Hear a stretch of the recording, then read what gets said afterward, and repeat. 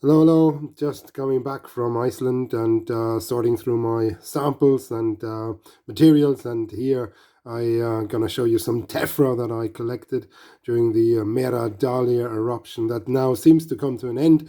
And the tephra is kind of very fine reticulite. It's very fine material with a lot of bubbles. Let's zoom in a little bit here. So here you can see some of the larger bubbles and the glassy parts inside. So here, for instance, you can look into some of the larger bubbles. Let's see how far we can zoom in. Here we are. And there, the glassy interior of the bubbles is visible. And of course the outside, but the outside is very porous. It's very vesicular, and we're seeing a lot of tiny little vesicles here, and the material is therefore very low density, and this was flying through the air. It was moved from the vent side onto the slopes of the surrounding hills, and this is where I collected that. So let's have a look here.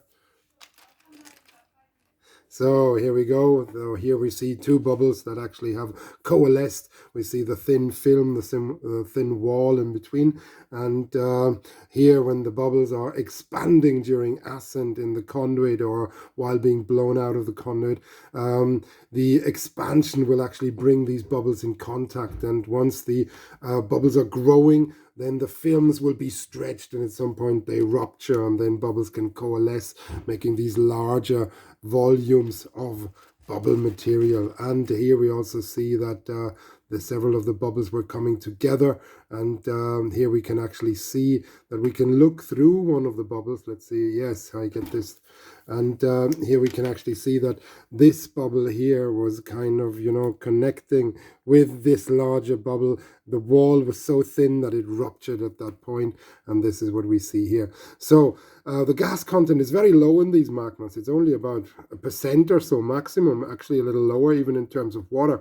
But that means that gas comes out very late, very high in the conduit, and that means it probably comes out very rapidly once the threshold of degassing is achieved in the top few hundred meters of the conduit.